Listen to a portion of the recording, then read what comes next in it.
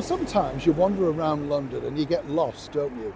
You know the sort of thing I mean. It's like anywhere where you go on the tourist trail.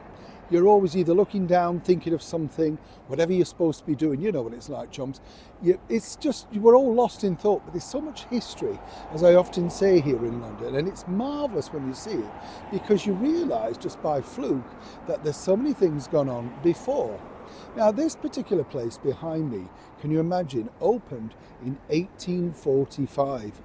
Yes, 1845. This is called the Morpeth Arms, and it's a traditional British English pub. And as you can see from the inside, it's still more or less how it would have looked all those years ago. But it has a very, interesting and intriguing history that I wanted to share with you today. Let me explain. Morning, lovely to see you. Thank you so much as ever for your time. Sorry, I'm in a bit of a shadow here, aren't I? Yes, it's not very clear, is it here? We'll just turn around so you can see what it looks like in this particular area. It's a nice area actually here, let me tell you. But this is Millbank, and Millbank is kind of known, in today's terms at least, as sort of like the political area, particularly because it's so close to Parliament and things like that. You see a lot of MPs wandering around, as you can imagine, on those huge pay rises that they've had now. But what's interesting here is this pub, the Morpeth Arms, as I told you, is opened in 1845.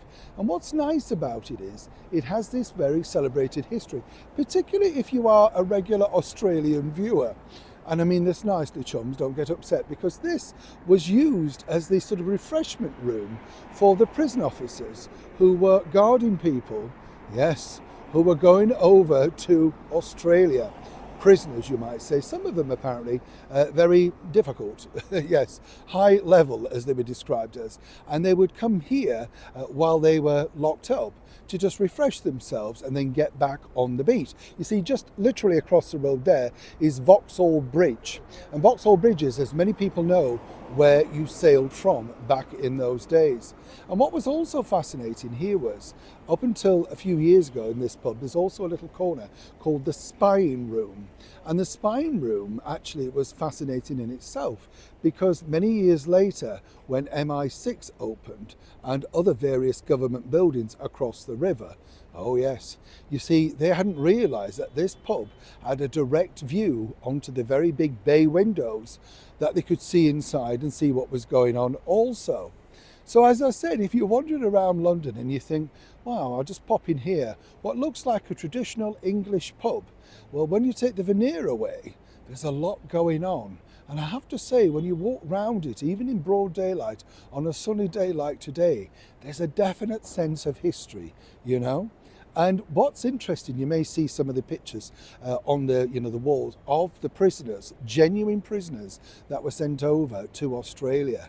But not only that, you will see it has a royal connection as well, because this pub has also had visits from the then Prince of Wales, Prince Charles, and the late Queen Elizabeth, the Queen Mother, who for some explicable reason must have popped in and offered to pull a pint. Either way, it's a free afternoon's viewing, and as I said, you get a real sense of history. And for those in Australia, you never know, maybe check out, because apparently some of the people that they sent to Australia also had their very final English drink here at the Morpeth Arms. Fascinating stuff. Glad you've enjoyed it. Neil Shawn, Millbank, London.